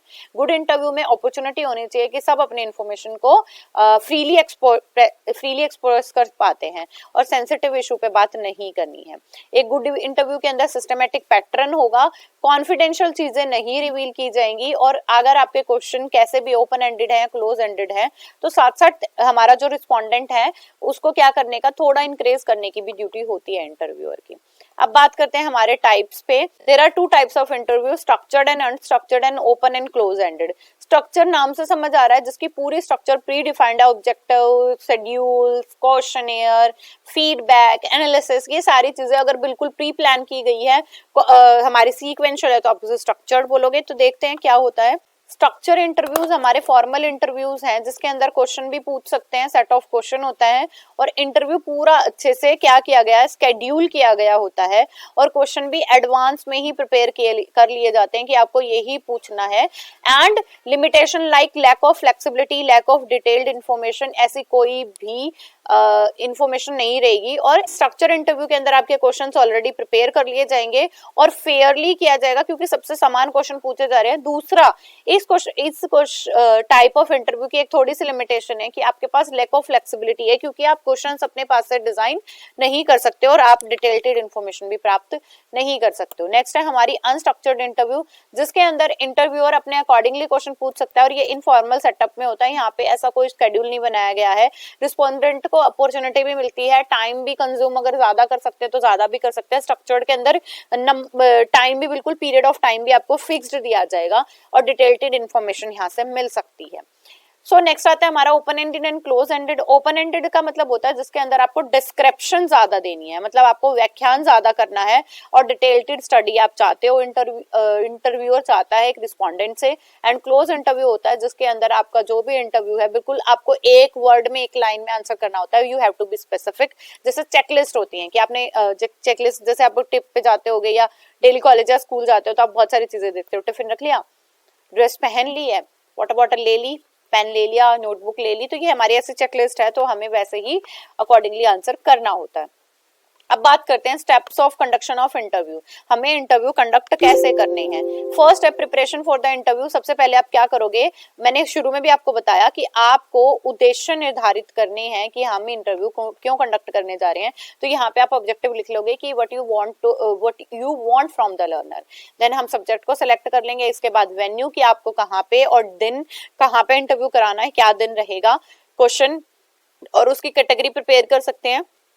स्ट्रक्चर्ड है तो आपको प्रश्न उत्तर भी पहले ही प्रिपेयर करने पड़ेंगे, और अनस्ट्रक्चर्ड है तो आप कैटेगरी देख लो कि अगर मुझे फोर्स पे पूछना है, मुझे फिजिक्स के लिए पूछना है, मुझे साइकोलॉजी के लिए पूछना है, देन हमें मेथड्स और रिकॉर्डिंग कैसे करनी है इस चीज का हम ध्यान रखेंगे। और क्या करना है, हमें एक अच्छा रिलेशनशिप एस्टेब्लिश करना है।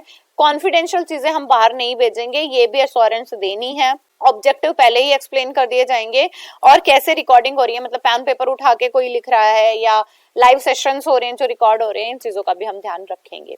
ठीक है। तो तालमेल स्थापित करना है, गोपनीयता बना के रखनी है, आयोजित कैसे करना है उसका उद्देश्य बताना है, और रिकॉर्ड कैसे करना है, इन चीजों का ध्यान रखना है। इसके बाद आती है हमारी क्लोजिंग द इंटरव्यू। अब इंटरव्यू को कैसे क्लोज करोगे? सबसे पहले सबको अपॉर्चुनिटी देने के बाद आप कन्विंस करोगे कि आपका जो ये सेशन था, sorry, interview should provide opportunity to the interview to add something he wants to add. अपनी सारी चीजें बताने के बाद एक बार इंटरव्यूअर जरूर उसे अपॉर्चुनिटी देगा रिस्पोंडेंट को कि आप भी अपना बता सकते हो अगर आपको कुछ और ऐड करना है। Next, gratitude for the interview, और हमारे जो साक्षात्कारकर्ता करता है जो दे रहे हैं उनके लिए आभार प्रकट करना है। और रिपोर्टिंग द इंटरव्यू, कि आपने जो भी चीजें देखी, जैसे सुनी, जैसा उन्होंने आंसर किया, उसके लिए एक रिपोर्ट और findings provide.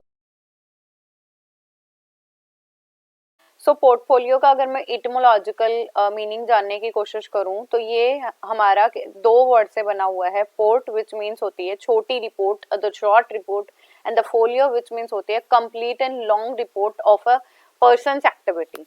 So in journal portfolio क्या होता है? It is a collection of document of a person, group, institution, organisation, corporation और like which aims to document the development and process to achieve the goal set.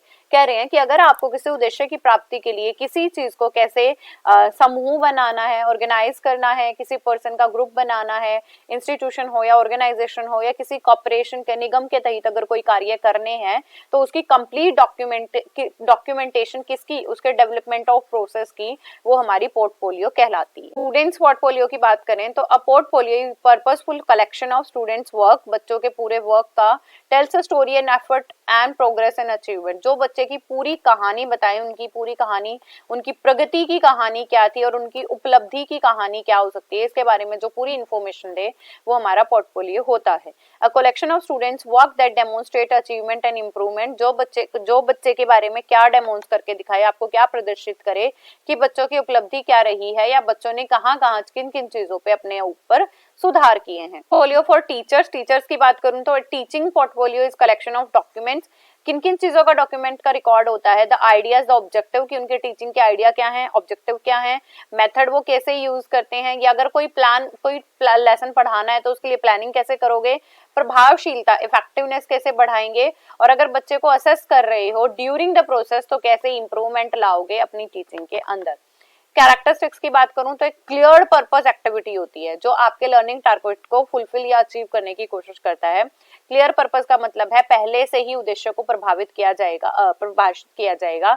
Systematic है, organised है, मतलब सुव्यवस्थित है, संगठित है, और बच्चे के हर एक प्रोडक्ट्स के बारे में सारी इंफॉर्मेशन देता है।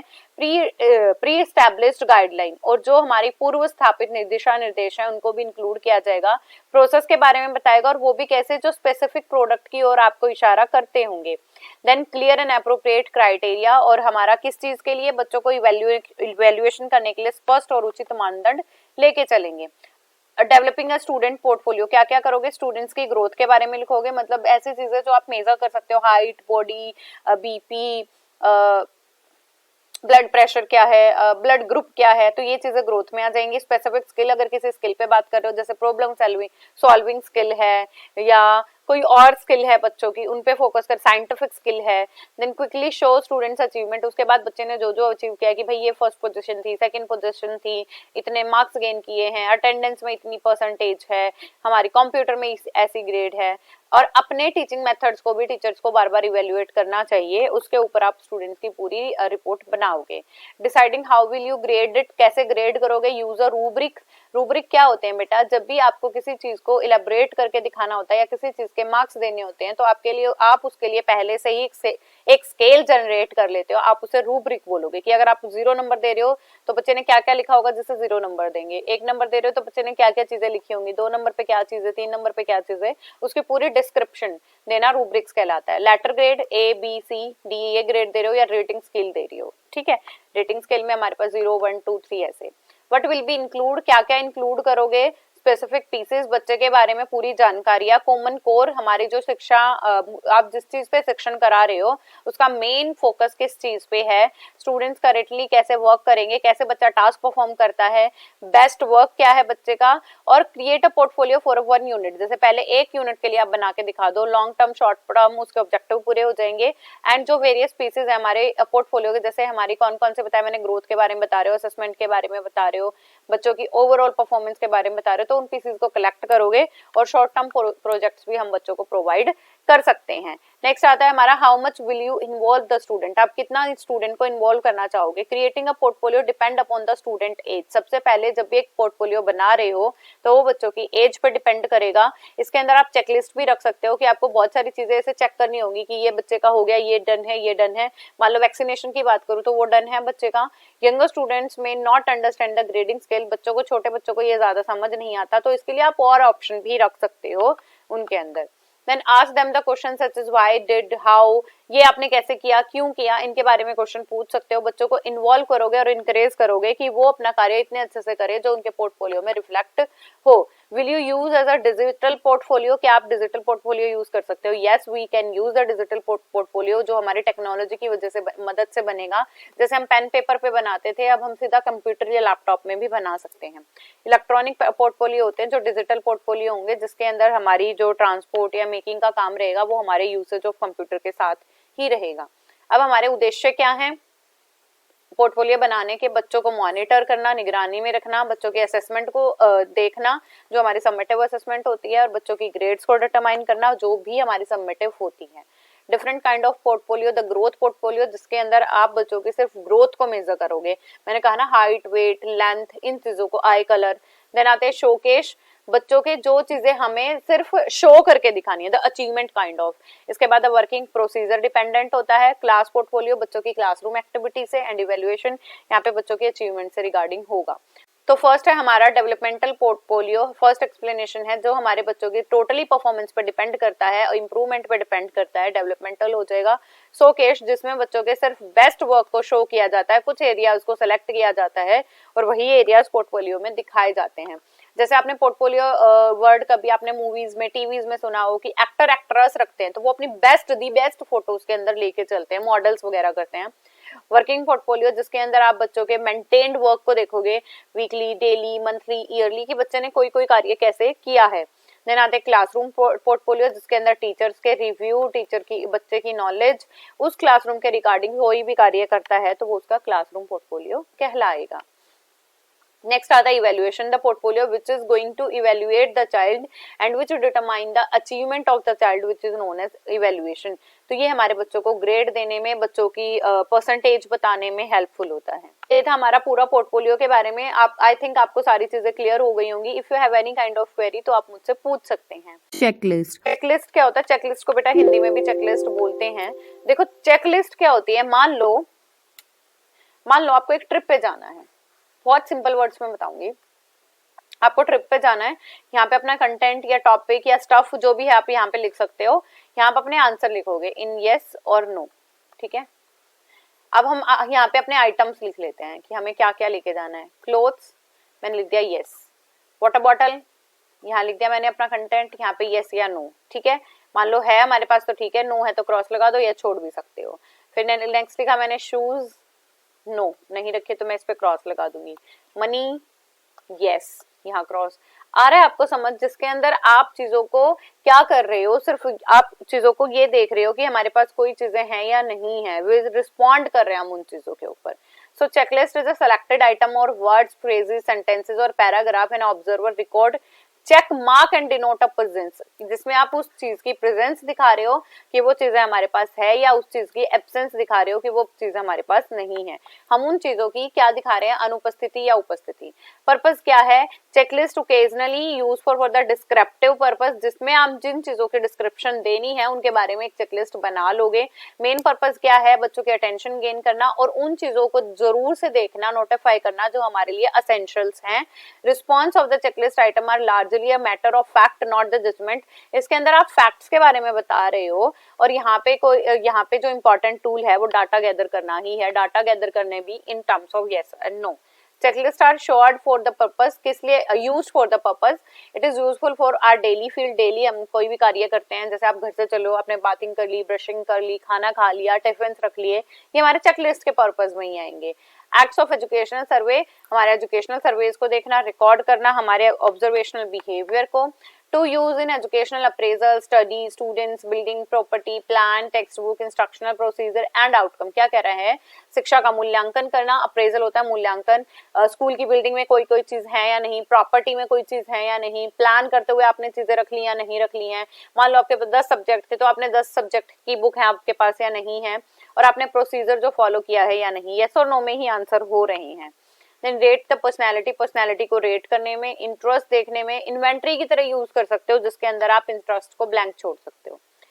हिंट्स ऑन कंस्ट्रक्टिंग, क्या हिंट है, सबसे पहले अपने जो आइटम्स थे उन्हें डिवाइड कर लो रिलेटेड ग्रुप और आइटम में। दूसरी चीज है कैटेगरी को अरेंज कर लो the logical and psychological manner. मैं कह रही हूँ कि हम ट्रिप पे जा रहे हैं तो पहले सबसे पहले बेसिक चीजें लिखोगे कि सबसे पहले हमें किस चीज की जरूरत पड़ेगी, हमारे क्लोथ्स की, हमें मनी की जरूरत पड़ेगी, पानी की जरूरत पड़ेगी, and in terms of item to be clearly defined. और ऐसे पदार्थ लेने हैं जो हमें कंटेंट और आइटम्स लिख के दिखाए थे ना मैंने, वहां पे आपको क्लियरली पता चल जाए कि मैम, सर या आप खुद से इनके बारे में पूछ रहे हो। और चेकलिस्ट का नेचर हमारी सीसी डिपेंडेंट ही होता है। एनालिसिस की बात करूं तो टेबुलेशन की फॉर्म में होगी, क्वांटिफिकेशन है, क्वांटिफिकेशन का मतलब हम सारणी बना रहे हैं या मात्रा को लिख रहे हैं, क्वालिटी की कोई बात नहीं हो रही है। यहाँ पे या तो चीजें काउंट की जाएंगी या परसेंटेज में या एवरेज चीजों में लिखी जा सकती हैं। और चेकलिस्ट के जो एक से आइटम है वो एक जगह ग्रुप कर दिए जा सकते हैं, और जो डिफरेंट काइंड ऑफ आइटम्स हैं वो एक जगह ग्रुप किए जा सकते हैं। जैसे मैंने ये ट्रिप वाला एग्जाम्पल दिया तो मैंने क्लोथ्स में मैं डिफरेंट काइंड ऑफ क्लोथ्स भी डाल सकती हूँ कि समर क्लोथ्स, विंटर क्लोथ, बीच के मुझे क्लोथ लेने हैं, या मुझे बहुत हिली एरिया पे जाना है तो मैं उन सब की, मान लो मेरी लॉन्ग ट्रिप है और मुझे इन सारे एरियाज पे जाना है तो मैं क्लोथ्स की कैटेगरी में सारे क्लोथ्स एक जगह रख लूंगी। तो हमारा जो टोटल स्कोर है वो कंपेयर किया जाएगा सिमिलरिटी या डिसिमिलरिटी से। मेरिट्स की बात करूं तो बच्चों की बिहेवियर को चेक करने में काफी इजी है। एक फ्रेम दे देता है, एक ऐसा टूल है जिससे आप बच्चों को बहुत इजीली असेस कर सकते हैं। वांटेड एंड अनवांटेड बिहेवियर को बता देगा, पर्सनल एंड सोशल बिहेवियर को बता देगा। अगर लिमिटेशन की बात करूं तो कोई एबिलिटी टेस्ट नहीं हो रहा है, यहाँ पे कोई क्वालिटी टेस्ट नहीं हो रहा है, कोई किसी प्रकार की आप जजमेंट नहीं कर सकते हो, आप आइटम्स को टेस्ट नहीं कर सकते हो, कोई स्टोरी टेलिंग की बात नहीं हो रही है, जस्ट आप क्वांटिटी ही बता रहे हैं। So we can conclude that checklist काफी इंपॉर्टेंट है, जुडिशियल वर्क है, बट जहाँ पे सिर्फ आप आंसर येस और नो में ही दे सकते हो, हम एबिलिटी पे सिर्फ क्लिक करके ही चीजें बता सकते हैं। आई होप आपको चेकलिस्ट समझ आ गया होगा। अगर आपकी कोई भी क्वेरी है तो आप मुझसे पूछ सकते हैं। एनेक्डोट्स क्या होते हैं, बच्चों का रिकॉर्ड मेंटेन करने में, स्टूडेंट्स का रिकॉर्ड मेंटेन करने में जो हेल्प करते हैं हम उन्हें एनेक्डोट रिकॉर्ड बोलते हैं। और इस क्लास में मैं आपको पूरा अच्छे से बताऊंगी कि एनेक्डोट्स होते क्या हैं, और इन्हें एनेक्डोटल रिकॉर्ड्स भी बोला जाता है। देखो एनेक्डोट्स क्या होते हैं, मैं बिल्कुल एक वर्ड में अगर बात करूं या एक सेंटेंस में अगर मैं बात करूं, बच्चे की लाइफ का किसी इवेंट का या बच्चे की लाइफ के किसी एपिसोड को रिकॉर्ड करना एनेक्डोट्स कहलाते हैं। So an anecdote is a short account of a particular incident, बच्चे का किसी इंसिडेंट और an event specially for interesting and amusing nature. कैसा एनेक्डोट किसको बोलेंगे, जिसका नेचर कैसा हो, दिलचस्प या मनोरंजक हो, and with the reference of record maintenance the student anecdotal notes are used to record specific observation. बच्चे के बारे में जब भी रिकॉर्ड मेंटेन किया जाता है तो बच्चे के बारे में पूरी स्पेसिफिक इन्फॉर्मेशन को बताने वाले जो रिकॉर्ड होते हैं वो हमारे एनेक्डोट रिकॉर्ड होते हैं। Notes are used to record specific observation of individual students. क्या रिकॉर्ड करने के उनकी स्किल हो सकती है, एकेडमिक हो सकता है, एप्टीट्यूड हो सकता है, एटीट्यूड हो सकता है, ये कुछ भी हो सकते हैं। Harp defines anecdotals notes the written records a teacher keeps of his or her observation of children। मतलब एनेक्डोट क्या होते हैं, जो टीचर के द्वारा ही बनाए गए हैं और टीचर अपनी अंडर ऑब्जर्वेशन में रखने के लिए प्रयोग करते हैं। Anecdotal notes provide the cumulative record of individual student achievement, उनके बारे में, उनको पर्टेन कैसे किया गया, क्या ऑब्जर्वेशन रही और बच्चों की परफॉर्मेंस को असेस करने के लिए इंडिविजुअल के बनाए जाते हैं। एनेक्डोटल रिकॉर्ड जो है क्यूमुलेटिव रिकॉर्ड में भी पार्टिसिपेट करते हैं। एनेक्डोटल रिकॉर्ड और क्या करते हैं, बच्चे को अच्छी तरह से ऑब्जर्व करके मूल्यांकन करते हैं।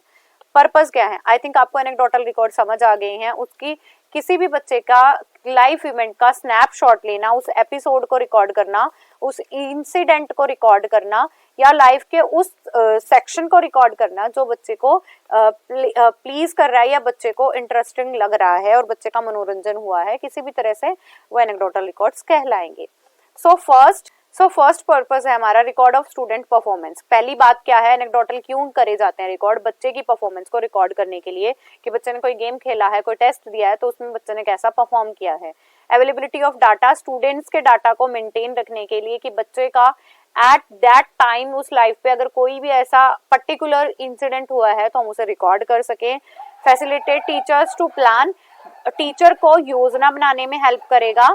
Feedback, immediate feedback to the student, और बच्चों को उनका फीडबैक जो है साथ साथ प्रोवाइड हो जाएगा।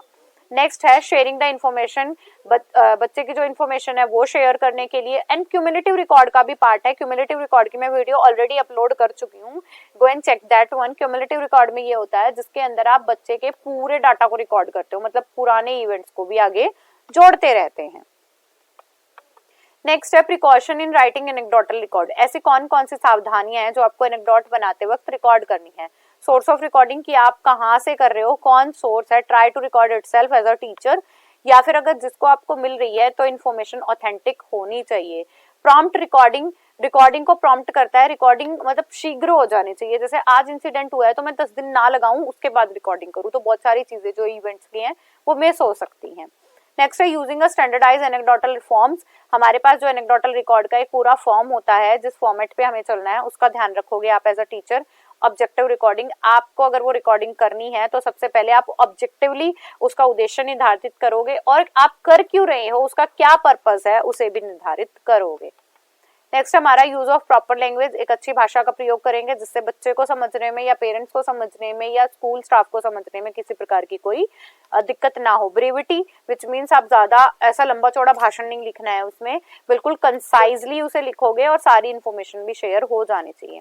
एंड फ्रीक्वेंट रिव्यू, आप बार बार पे उन्हें रिव्यू भी कर सकते हो। बार बार पे रिव्यू करने का मतलब आप पूरे इंसिडेंट को एक बार लिखने के बाद रिव्यू भी कर दो जिससे आपको पता चल जाए कोई चीजें मिस तो नहीं हुई है या कोई चीजें एक्स्ट्रा एड तो नहीं हो गई हैं। Next are the necessary details. Every inch of point have to be added to that information. मतलब जो भी importance है वो सब आपको add करनी है। Observation at different times, आप different time different activity पे करोगे। मान लो कि बच्चा ने गेम स्टार्ट करा है और बच्चे को मेडल मिल गया, तो यही आप उसकी अचीवमेंट नहीं है उसने कैसे लिया, क्या टाइम था, उस टाइम पे उस बच्चे का क्या रिएक्शन था, सबसे पहले कहाँ था, दौड़ में पार्टिसिपेट किया तो वो सबसे आगे शुरू से ही था बाद में हुआ, मतलब हमें हर एक डिटेल्स पे ध्यान देना है। And assessment tools are also use जिससे आप असेस कर पाओ कि बच्चे का ये इंसिडेंट प्लेजर था। नेक्स्ट है सैंपल्स। सैंपल में एक सैंपल है हमारे पास, स्टूडेंट का नाम है रमन शर्मा, एज बता दी, ऑब्जर्वर कौन थे उन्होंने बता दी, देन डेट बता दी है इसके बाद कि किस डेट को उन्होंने ये किया है, देन सेटिंग, उसके बाद पर्पस है टू ऑब्जर्व। देखो मैंने कहा था ना आपको ऑब्जेक्टिविटी भी रखनी है, आपको रमन्स understanding of simple equation with peers, कि बच्चे ने सिंपल इक्वेशंस को दोस्तों के साथ कैसे सीखा। ऑब्जर्वेशनल क्वेश्चन क्या है, does Raman solve the simple equation by separating the plain number, क्या वो सॉल्व कर पाया या उसने एक्स की वैल्यू फाइंड कर दी। ये मैथ्स के टीचर द्वारा बनाया गया है, ठीक है। तो यहाँ पे ये पूरा लिखा हुआ है बेटा, आप इन्हें पढ़ सकते हो कि सिस्टमेटिकली उसने पढ़ी है फिर उसने फाइंड कर ली एक्स की वैल्यू। एनालिसिस क्या हो सकते हैं कि बच्चे ने जो प्रॉब्लम सॉल्विंग मेथड यूज किया है और उन्होंने स्टेप्स फॉलो करके सम को सॉल्व कर लिया है।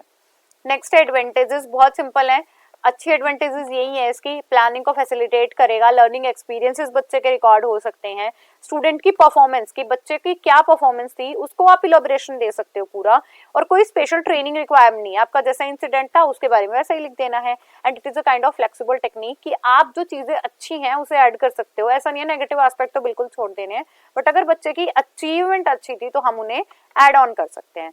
प्रूफ ऑफ बिहेवियर कि उस समय पे उस बच्चे का व्यवहार कैसा था, this is the proof. Kind of rational thinking, open ended observation, open ended है आप अपने अकॉर्डिंगली लिख सकते हो इन्हें, ऐसे कोई क्लोज एंडेड नहीं है। इनहेंस टीचर इंटरेस्ट, बच्चे का और टीचर का दोनों का इंटरेस्ट भी बिल्डअप होगा क्योंकि हम उनके लाइफ इवेंट के बारे में लिख रहे हैं। मॉडिफाई द करिकुलम, इससे हमारा जो करिकुलम है पाठ्यक्रम है उसे भी मॉडिफाई कर सकते हो कि अगर कोई भी दिक्कत आ रही है जैसे नंबर ऑफ स्टूडेंट सॉल्व नहीं कर पा रहे हैं तो हम उसे रिमूव करके उसकी डेवलपमेंट अच्छे से कर भी सकते हैं। देन बात आती है हमारी लिमिटेशन की। फर्स्ट है सब्जेक्टिविटी, हमें बहुत लंबा चौड़ा लिखना पड़ेगा, सब्जेक्टिव है, ज्यादा विषय वस्तु ज्यादा ऐड करनी है आपको। दूसरा है फ्लक्चुएटिंग बिहेवियर, मान लो कोई बच्चा मेरे लिए अच्छा है तो मैं उसके बारे में अच्छा ही लिख सकती हूँ और किसी और टीचर को अच्छा नहीं लगता तो पॉसिबिलिटी है कि वो उसके बारे में बुरा ही लिखे। देन लिमिटेड रिकॉर्डिंग, आप सिर्फ इवेंट को ही कर सकते हो, आप पूरी लाइफ स्पेंड नहीं कर सकते या बच्चे का पूरा एकेडमिक नहीं कर सकते। It will consume the teaching time, क्योंकि टीचर को पूरा सब्जेक्टिविटी के साथ ही से लिखना है। एंड टीचर्स की मेमोरी क्या रही है इस चीज पे भी ये डिपेंड करेगा कि टीचर को वो पूरा इंसिडेंट याद है या वो बस अपने पास से चीजें ऐड ऑन करके लिख रहे हैं। क्यूमुलेटिव रिकॉर्ड क्या होते हैं, कैसे उन्हें मेंटेन किया जाता है, आज हम इसके बारे में पूरा जानेंगे। And this one is a type of record maintenance. So cumulative record क्या होते हैं? It is a kind of record card, is a copy of his और अचीवमेंट, जिसके अंदर बच्चे की अचीवमेंट बहुत पॉजिटिव और नेगेटिव, चाहे वो अच्छी हो चाहे बुरी हो, इन्हें क्या कर लिया जाएगा, उसके मार्क्स, उसका पार्टिसिपेशन और उसका को करिकुलर एक्टिविटी में क्या पार्टिसिपेशन था, इन सबको एक ही जगह दिखाया जाता है। और मैं ये एक बात और कहूंगी कि फर्स्ट डे बच्चे का जो स्कूल का था और जब तक वो बच्चा है टिल द सेशन, उसके बारे में पूरी इंफॉर्मेशन जब एक जगह पे रिकॉर्ड की जाती है तो आप उसे क्यूमुलेटिव रिकॉर्ड बोलते हो। So it is a kind of permanent record जिसके अंदर बच्चे का पूरा data first day to till date. Cumulative, देखो आपने क्यूमुलेटिव फ्रीक्वेंसी भी पढ़ी होगी। क्यूमुलेटिव फ्रीक्वेंसी में क्या होता है, अगर आपको यहाँ पे फ्रीक्वेंसी दे रखी है 1 2, यहाँ पे 1 है, यहाँ पे 2 है, तो हमारी नेक्स्ट आ जाएगी 3, हमारी नेक्स्ट क्यूमुलेटिव फ्रीक्वेंसी क्या आ जाएगी 6, इससे नेक्स्ट क्या आ जाएगी, इन सबको जोड़ोगे, जैसे 3 3 6 और 6 12, तो हमारी नेक्स्ट ये आ जाएगी।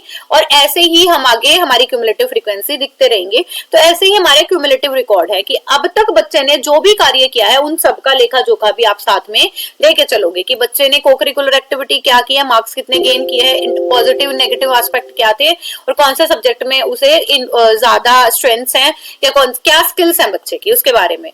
Contents of the cumulative record, content क्या है, सबसे पहले result of the different test, बच्चे के समय समय सारणी में जो भी टेस्ट बच्चे ने परफॉर्म किए हैं उनके बारे में रिकॉर्ड रखना, बच्चे के अचीवमेंट टेस्ट के बारे में रिकॉर्ड रखना, एप्टीट्यूड, अगर कोई भी प्रकार का कोई टेस्ट हुआ है जिसमें you can record the aptitude of the child, reasoning हो सकती है, मैथमेटिकल कॉन्सेप्ट हो सकते हैं, सिमिलरिटी डिसिमिलरिटी, ऐसे कोई भी कॉन्सेप्ट जिसके ऊपर बच्चों का एप्टीट्यूड का परीक्षण किया गया कि बच्चे की योग्यता क्या है, वो भी इसके अंदर आएगा। एटीट्यूड टेस्ट, वो भी इसके अंदर आएगा। अगर बच्चे ने कोई भी लैकिंग किया है, ऑब्जेक्टिव अचीव नहीं किया है, डायग्नोस्टिक टेस्ट हुआ है, वो लिखोगे। और intelligence test is also there to maintain the cumulative record.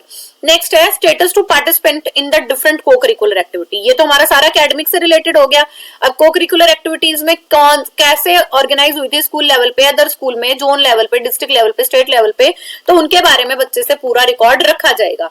Health information भी रखी जाएगी कि कोई टाइम एलर्जी तो नहीं थी, किसी चीज से कोई बीमारी तो नहीं हुई है बच्चे को, और क्या एक्शंस लिए थे, कैसे बच्चा ठीक हुआ था। Discipline records are also there कि कभी सस्पेंशन तो नहीं हुआ है, कभी एक्सक्लूड तो नहीं कर दिया गया स्कूल से, और क्या एक्शंस लिए गए हैं, अगर पॉजिटिव है तो वो भी लिखना है। नेक्स्ट आते हैं क्यूमुलेटिव रिकॉर्ड की इंपॉर्टेंस क्या है। फर्स्ट, ये रिकॉर्ड जो है बच्चे की अचीवमेंट को बताएंगे फॉर द डिफरेंट क्लासेस, अलग अलग क्लासेस में क्या रहा उसके बारे में रिकॉर्ड पूरा मेंटेन रखोगे। उसकी परफॉर्मेंस कैसे बढ़ती घटती है उसके बारे में रखोगे, और आप उससे रिलेटेड रिमेडियल स्टेप्स भी लिखोगे कि अगर बच्चे ने ऐसा किया है तो आप इनसे कैसे आपने कैसे रेमेडी प्रोवाइड की है। इसके साथ साथ मैंने कहा था कि सब्जेक्ट कंसर्न था, उसके बारे में भी आप लिखोगे कि प्रायर क्लासेस में उसने क्या किया, वो क्या वोकेशन चूज करना चाहता है, क्या प्रोफेशन में वो जाना चाहता है। और the result of personality test, कि कभी बच्चे का पर्सनैलिटी टेस्ट हुआ है तो वो लिखेंगे। Emotional test is also there. Counselling session if any provided, तो we have to write it down in the cumulative record. Cumulative record is a particular record जिसके अंदर बच्चे ने कैसे एडमिशन लिया, कब लिया, कौन सी क्लास में कितने नंबर लिए, को करिकुलर एक्टिविटी क्या की है, नेगेटिव पॉजिटिव एस्पेक्ट क्या रहे थे, एटीट्यूड कैसा टेस्ट दिया उसने, इंटेलिजेंस कैसे टेस्ट दिए, कभी डायग्नोस टेस्ट हुए हैं तो उनके बारे में भी। So we can say that cumulative record के अंदर बच्चे की पूरी इंफॉर्मेशन टिल डेट रखी जाती है।